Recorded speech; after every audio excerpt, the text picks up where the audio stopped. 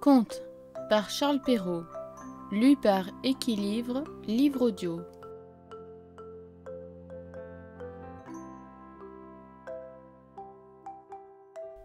Peau d'âne à Madame la Marquise de Lambert.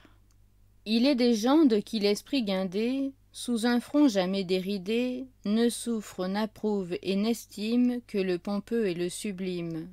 Pour moi, j'ose poser en fait, qu'en de certains moments l'esprit le plus parfait peut aimer sans rougir jusqu'aux marionnettes, et qu'il est des temps et des lieux où le grave et le sérieux ne valent pas d'agréables sornettes. Pourquoi faut-il s'émerveiller que la raison la mieux sensée lasse souvent de trop veiller, par des contes d'ogres et de fées, ingénieusement bercés, prennent plaisir à sommeiller. Sans craindre donc qu'on me condamne de mal employer mon loisir, je vais, pour contenter votre juste désir, vous conter tout au long l'histoire de Peau d'âne. Il était une fois un roi, le plus grand qui fut sur la terre, aimable en paix, terrible en guerre. Seul enfin comparable à soi. Ses voisins le craignaient, ses états étaient calmes, et l'on voyait de toutes parts fleurir à l'ombre de ses palmes et les vertus et les beaux-arts.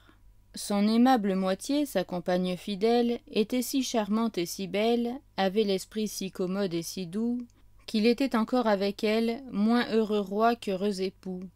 De leur tendre et chaste hyménée, plein de douceur et d'agrément, avec tant de vertu une fille était née, qu'il se consolait aisément de n'avoir pas plus ample lignée. Dans son vaste et riche palais, ce n'était que magnificence, partout y fourmillait une vive abondance, de courtisans et de valets. Il n'avait dans son écurie grands et petits chevaux de toutes les façons, couverts de beaux carapaçons, rois d'or et de broderies. Mais ce qui surprenait tout le monde en entrant, c'est qu'au lieu le plus apparent, un maître âne étalait ses deux grandes oreilles. Cette injustice vous surprend ? Mais lorsque vous saurez ces vertus non pareilles, vous ne trouverez pas que l'honneur fût trop grand. Tel et si net le forma la nature, qu'il ne faisait jamais d'ordure, mais bien beaux écus au soleil, et louis de toute manière, qu'on allait recueillir sur la blonde litière tous les matins à son réveil. Or le ciel, qui parfois se lasse de rendre les hommes contents, qui toujours assez bien mêle quelques disgrâces, ainsi que la pluie au beau temps, permit qu'une âpre maladie, tout à coup de la reine attaqua les beaux jours. Partout on cherche du secours, mais ni la faculté, qui le grec étudie, ni les charlatans ayant cours, ne purent tous ensemble arrêter l'incendie, que la fièvre allumait, en s'augmentant toujours. Arrivée à sa dernière heure, elle dit au roi son époux, « Trouvez bon qu'avant que je meure, j'exige une chose de vous. C'est que s'il vous prenait envie de vous remarier quand je n'y serai plus... » Ah, dit le roi, ces soins sont superflus, je n'y songerai de ma vie, soyez en repos là-dessus.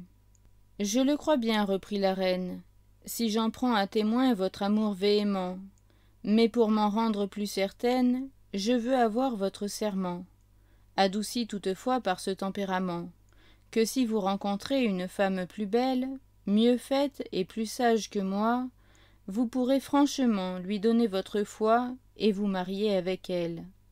Sa confiance en ses attraits lui faisait regarder une telle promesse comme un serment surpris avec adresse, de ne se marier jamais. Le prince donc jura, les yeux baignés de larmes, tout ce que la reine voulut. La reine entre ses bras mourut, et jamais un mari ne fit tant de vacarme. À l'ouïr sangloter, et les nuits et les jours, on jugea que son deuil ne lui durerait guère, et qu'il pleurait ses défuntes amours, comme un homme pressé qui veut sortir d'affaires. On ne se trompa point. Au bout de quelques mois, il voulut procéder à faire un nouveau choix. Mais ce n'était pas chose aisée, il fallait garder son serment, et que la nouvelle épouse eût plus d'attrait et d'agrément que celle qu'on venait de mettre au monument.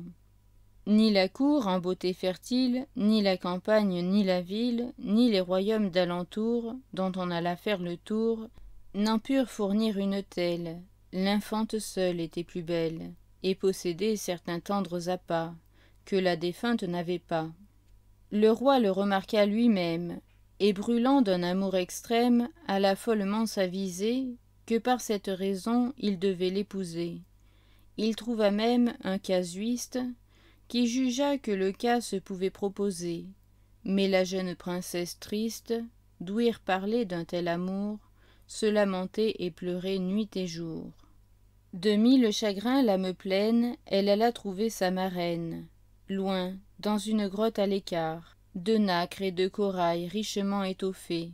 C'était une admirable fée, qui n'eut jamais de pareil en son art. Il n'est pas besoin qu'on vous dise ce qu'était une fée en ces bienheureux temps, car je suis sûre que votre mie vous l'aura dit dès vos plus jeunes ans. Je sais, dit-elle en voyant la princesse, ce qui vous fait venir ici. Je sais de votre cœur la profonde tristesse, mais avec moi n'ayez plus de soucis. Il n'est rien qui vous puisse nuire, pourvu qu'à mes conseils vous vous laissiez conduire. Votre père, il est vrai, voudrait vous épouser. Écouter sa folle demande serait une faute bien grande, mais sans le contredire, on peut le refuser. Dites-lui qu'il faut qu'il vous donne, pour rendre vos désirs contents, avant qu'à son amour votre cœur s'abandonne, une robe qui soit de la couleur du temps. Malgré tout son pouvoir et toute sa richesse, quoique le ciel en tout favorise ses vœux, il ne pourra jamais accomplir sa promesse.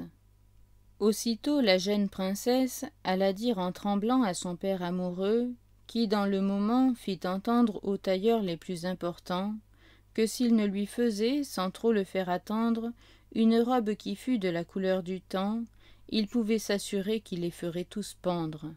Le second jour ne luisait pas encore qu'on apporta la robe désirée. Le plus beau bleu de l'empyrée n'est pas, lorsqu'il est ceint de gros nuages d'or, d'une couleur plus azurée. De joie et de douleur, l'infante pénétrée ne sait que dire ni comment se dérober à son engagement. « Princesse, demandez-en une, lui dit sa marraine tout bas, qui plus brillante et moins commune soit de la couleur de la lune. Il ne vous la donnera pas. » À peine la princesse en eut fait la demande, que le roi dit à son brodeur que l'astre de la nuit n'est pas plus de splendeur, et que dans 4 jours, sans faute, on me la rende. Le riche habillement fut fait au jour marqué, tel que le roi s'en était expliqué. Dans les cieux, où la nuit a déployé ses voiles, la lune est moins pompeuse en sa robe d'argent, lors même qu'au milieu de son cours diligent, sa plus vive clarté fait pâlir les étoiles. La princesse, admirant ce merveilleux habit, était à consentir presque délibérée, mais par sa marraine inspirée, au prince amoureux elle dit « Je ne saurais être contente que je n'ai une robe encore plus brillante et de la couleur du soleil. » Le prince, qui l'aimait d'un amour sans pareil, fit venir aussitôt un riche lapidaire, et lui commanda de la faire d'un superbe tissu d'or et de diamants, disant que s'il manquait à le bien satisfaire, il le ferait mourir au milieu des tourments. Le prince fut exempt de s'en donner la peine, car l'ouvrier industrieux, avant la fin de la semaine, fit apporter l'ouvrage précieux. Si beau, si vif, si radieux, que le blond amant de Clymène, lorsque sur la voûte des cieux, dans son char d'or se promène, d'un plus brillant éclat n'éblouit pas les yeux. L'infante que ses dons achèvent de confondre, à son père, à son roi, ne sait plus que répondre. Sa marraine aussitôt la prenant par la main, « Il ne faut pas, lui dit-elle à l'oreille, demeurer en si beau chemin. Est-ce une si grande merveille que tous les dons que vous en recevez, tant qu'il aura l'âne que vous savez, qui d'écus d'or sans cesse remplit sa bourse, demandez-lui la peau de ce rare animal. Comme il est toute sa ressource, vous ne l'obtiendrez pas, ou je raisonne mal. » Cette fée était bien savante, et cependant elle ignorait encore que l'amour violent, pourvu qu'on le contente, compte pour rien l'argent et l'or. La peau fut galamment aussitôt accordée que l'infante lui demandait. Cette peau, quand on l'apporta, terriblement l'épouvanta, et la fit de son sort amèrement se plaindre.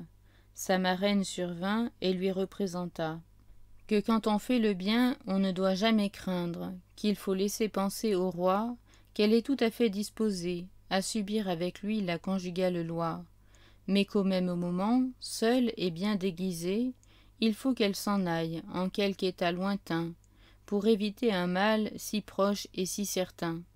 Voici, poursuivit-elle, une grande cassette, où nous mettrons tous vos habits, votre miroir, votre toilette, vos diamants et vos rubis. Je vous donne encore ma baguette. En la tenant en votre main, la cassette suivra votre même chemin, toujours sous la terre cachée, et lorsque vous voudrez l'ouvrir, à peine mon bâton la terre aura touché, qu'aussitôt à vos yeux elle viendra s'offrir. Pour vous rendre méconnaissable, la dépouille de l'âne est un masque admirable. Cachez-vous bien dans cette peau. On ne croira jamais, tant elle est effroyable, qu'elle renferme rien de beau. La princesse ainsi travestie, de chez la sage fée à peine fut sortie, pendant la fraîcheur du matin, que le prince qui pour la fête de son heureuse hymen s'apprête, apprend tout effrayé son funeste destin. Il n'est point de maison, de chemin, d'avenue, qu'on ne parcourt promptement, mais on s'agite vainement, on ne peut deviner ce qu'elle est devenue. Partout se répandit un triste et noir chagrin, plus de noces, plus de festins, plus de tartes, plus de dragées. Les dames de la cour, toutes découragées, n'en dînèrent point la plupart, mais du curé surtout la tristesse fut grande, car il en déjeuna fort tard, et qui pisait n'eut point d'offrande. L'infante cependant poursuivait son chemin, le visage couvert d'une vilaine crasse. À tous les passants elle tendait la main, et tâchait pour servir de trouver une place. Mais les moins délicats et les plus malheureux, la voyant si maussade et si pleine d'ordures, ne voulaient écouter ni retirer chez eux une si sale créature. Elle alla donc bien loin, encore plus loin. Enfin elle arriva dans une métairie, où la fermière avait besoin d'une souillon dont l'industrie alla jusqu'à savoir bien laver des torchons et nettoyer loge aux cochons. On la mit dans un coin au fond de la cuisine, où les valets, insolentes vermines, ne faisaient que la tirailler, la contredire et la railler. Ils ne savaient quelle pièce lui faire, la harcelant à tout propos. Elle était la butte ordinaire de tous leurs colibés et de tous leurs bons mots. Elle avait le dimanche un peu plus de repos, car ayant du matin fait sa petite affaire, elle entrait dans sa chambre et tenant son huis clos, elle se décrassait, puis ouvrait sa cassette, mettait proprement sa toilette, rangeait dessus ses petits pots. Devant son grand miroir, contente et satisfaite, de la lune tantôt la robe elle mettait, tantôt celle où le feu du soleil éclatait, tantôt la belle robe bleue, que tout l'azur des cieux ne saurait égaler. Avec ce chagrin seul que leur traînante queue sur le plancher trop court ne pouvait s'étaler. Elle aimait à se voir jeune, vermeille et blanche, et plus brave 100 fois que nulle autre n'était. Ce doux plaisir la sustentait et la menait jusqu'à l'autre dimanche. J'oubliais à dire en passant qu'en cette grande métairie, d'un roi magnifique et puissant se faisait la ménagerie, que là, poules de barbarie, râles, pintades, cormorans, oisons musqués, canes pétières, et 1000 autres oiseaux de bizarres manières, entre eux presque tous différents, remplissaient à l'envi 10 cours tout entières. Le fils du roi, dans ce charmant séjour, venait souvent au retour de la chasse, se reposer, boire à la glace, avec les seigneurs de sa cour. Tel ne fut point le beau céphale, son air était royal, sa mine martiale, propre à faire trembler les plus fiers bataillons. Podane, de fort loin, le vit avec tendresse, et reconnut par cette hardiesse que sous sa crasse et ses haillons, elle gardait encore le cœur d'une princesse. Qu'il allait grand, quoiqu'il l'ait négligé, qu'il est aimable, disait-elle, et que bienheureuse est la belle à qui son cœur est engagé. D'une robe de rien, s'il m'avait honorée, je m'en trouverais plus parée que de toutes celles que j'ai. Un jour, le jeune prince, errant à l'aventure, de basse-cour en basse-cour, passa dans une allée obscure, où de Podane était l'humble séjour. Par hasard, il mit l'œil au trou de la serrure. Comme il était de fête ce jour, elle avait pris une riche parure, et ses superbes vêtements, qui tissus de fin or et de gros diamants égalaient du soleil la clarté la plus pure, Le prince, au gré de son désir, la contemple, et ne put qu'à peine, en la voyant, reprendre haleine, tant il est comblé de plaisir. Quels que soient les habits, la beauté du visage, son beau tour, la vive blancheur, ses traits fins, sa jeune fraîcheur, le touchent 100 fois davantage. Mais un certain air de grandeur, plus encore une sage et modeste pudeur, des beautés de son âme assuré témoignage, s'emparèrent de tout son cœur. 3 fois dans la chaleur du feu qui le transporte, il voulut enfoncer la porte. Mais croyant voir une divinité, 3 fois par le respect son bras fut arrêté. Dans le palais pensif il se retire, et là, nuit et jour il soupire, il ne veut plus aller au bal, quoi qu'on soit dans le carnaval. Il hait la chasse, il hait la comédie, il n'a plus d'appétit, tout lui fait mal au cœur, et le fond de sa maladie est une triste et mortelle langueur. Il s'enquit quelle était cette nymphe admirable qui demeurait dans une basse cour au fond d'une allée effroyable où l'on ne voit goutte en plein jour. C'est, lui dit-on, peau d'âne, en rien nymphe ni belle, et que peau d'âne on l'appelle à cause de la peau qu'elle met sur son cou. De l'amour c'est le vrai remède, la bête en un mot la plus laide qu'on puisse voir après le loup. On a beau dire, il ne saurait le croire. Les traits que l'amour a tracés, toujours présents à sa mémoire, n'en seront jamais effacés. Cependant la reine, sa mère, qui n'a que lui d'enfant, pleure et se désespère. De déclarer son mal, elle le presse en vain. Il gémit, il pleure, il soupire. Il ne dit rien, si ce n'est qu'il désire que peau d'âne lui fasse un gâteau de sa main. Et la mère ne sait ce que son fils veut dire. « Ô ciel, madame, lui dit-on, cette peau d'âne est une noire taupe, plus vilaine encore et plus gope que le plus sale marmiton. N'importe, dit la reine, il le faut satisfaire, et c'est à cela seul que nous devons songer. Il aurait eu de l'or tant l'aimait cette mère, s'il en avait voulu manger. Peau d'âne donc prend sa farine qu'elle avait fait bluter exprès, pour rendre sa pâte plus fine, son sel, son beurre et ses œufs frais. Et pour bien faire sa galette, s'enferme seule en sa chambrette. D'abord, elle se décrassa, les mains, les bras et le visage, et prit un corps d'argent que vite elle lassa, pour dignement faire l'ouvrage, qu'aussitôt elle commença. On dit qu'en travaillant un peu trop à la hâte, de son doigt par hasard, il tomba dans la pâte un de ces anneaux de grand prix. Mais ceux qu'on tient savoir le fin de cette histoire assure que par elle exprès il y fut mis. Et pour moi, franchement, je l'oserais bien croire, fort sûr que quand le prince à sa porte aborda, et par le trou la regarda, elle s'en était aperçue. Sur ce point, la femme est si drue, et son œil va si promptement, qu'on ne peut la voir un moment qu'elle ne sache qu'on l'a vue. Je suis bien sûr encore, et j'en ferai serment, qu'elle ne douta point que de son jeune amant la bague ne fût bien reçue. On ne pétrit jamais un si friand morceau, et le prince trouva la galette si bonne qu'il ne s'en fallut rien que d'une faim gloutonne il n'avala aussi l'anneau. Quand il en vit l'émeraude admirable, et du jonc d'or le cercle étroit, qui marquait la forme du doigt, son cœur en fut touché d'une joie incroyable. Sous son chevet, il le mit à l'instant, et son mal toujours augmentant, les médecins sages d'expérience, en le voyant maigrir de jour en jour, jurèrent tous, par leur grande science, qu'il était malade d'amour. Comme l'hymen, quelque mal qu'on en dit, est un remède exquis pour cette maladie, on conclut à le marier.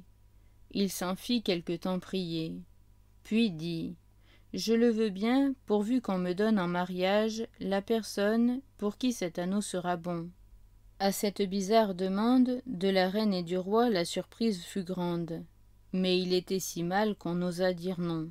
Voilà donc qu'on se met en quête de celle que l'anneau, sans nul égard du sang, doit placer dans un si haut rang, qu'il n'en est point qui ne s'apprête à venir présenter son doigt, qui ne veuille céder son droit. Le bruit ayant couru que pour prétendre au prince, il faut avoir le doigt bien mince, tout charlatan pour être bienvenu, dit qu'il a le secret de le rendre menu. L'une, en suivant son bizarre caprice, comme une rave le ratisse, l'autre en coupe un petit morceau, une autre en le pressant croit qu'elle l'appetisse, et l'autre, avec de certaines eaux, pour le rendre moins gros en fait tomber la peau.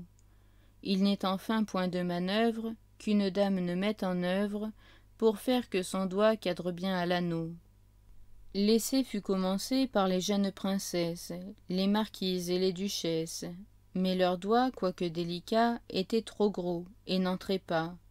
Les comtesses et les baronnes, et toutes les nobles personnes, comme elles tour à tour présentèrent leurs mains, et la présentèrent en vain. Ensuite vinrent les grisettes, dont les jolis et menus doigts, car il en est de très bien faites, semblèrent à l'anneau s'ajuster quelquefois. Mais la bague, toujours trop petite ou trop ronde, d'un dédain presque égal rebutait tout le monde. Il fallut en venir, enfin, aux servantes, aux cuisinières, aux tortillons, aux dindonnières, en un mot à tout le fretin, dont les rouges et noires pattes, non moins que les mains délicates, espéraient un heureux destin. Il s'y présenta mainte fille, dont le doigt, gros et ramassé, dans la bague du prince eût aussi peu passé qu'un câble au travers d'une aiguille.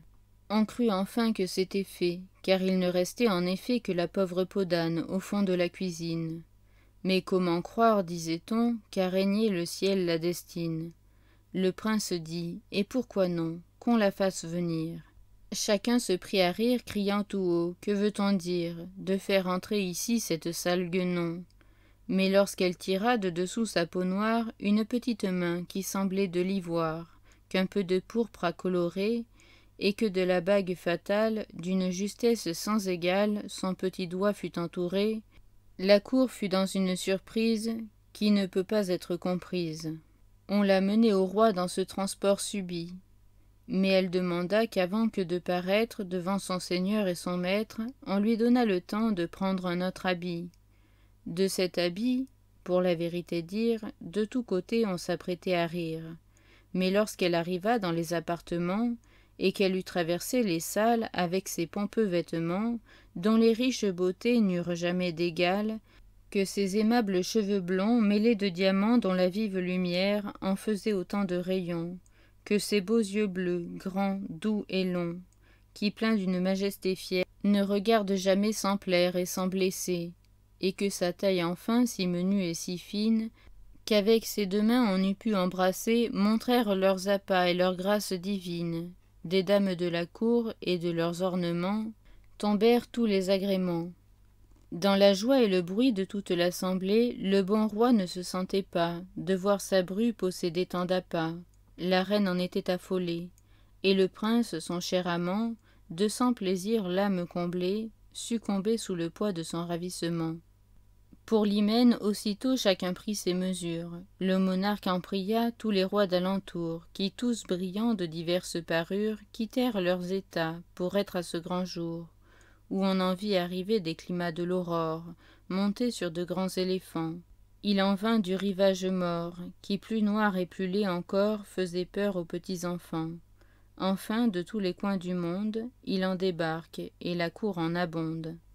Mais nul prince, nul potentat n'y parut avec tant d'éclat que le père de l'épousée, qui, dès l'autrefois amoureux, avait avec le temps purifié les feux, dont son âme s'était embrasée. Il en avait banni tout désir criminel, et de cette odieuse flamme, le peu qui restait dans son âme, n'en rendait que plus vif son amour paternel. Dès qu'il la vit, que béni soit le ciel qui veut bien que je te revoie, ma chère enfant, dit-il tout en pleurant de joie. Courut tendrement l'embrasser, chacun à son bonheur voulut s'intéresser, et le futur époux était ravi d'apprendre que d'un roi si puissant il devenait le gendre. Dans ce moment la marraine arriva, qui conta toute l'histoire, et par son récit acheva de combler peau d'âne de gloire. Il n'était pas malaisé de voir que le but de ce conte est qu'un enfant apprenne qu'il vaut mieux s'exposer à la plus rude peine que de manquer à son devoir, que la vertu peut être infortunée, mais qu'elle est toujours couronnée, que contre un fol amour et ses fougueux transports, la raison la plus forte est une faible digue, et qu'il n'est point de si riche trésor dont un amant ne soit prodigue. Que de l'eau claire et du pain bis suffisent pour la nourriture de toute jeune créature, pourvu qu'elle ait de beaux habits, que sous le ciel il n'est point de femelle qui ne s'imagine être belle, et qui souvent ne s'imagine encore que si des trois beautés la fameuse querelle s'était démêlée avec elle, elle aurait eu la pomme d'or. Le conte de peau d'âne est difficile à croire, mais tant que dans le monde on aura des enfants, des mères et des grands-mères, on en gardera la mémoire.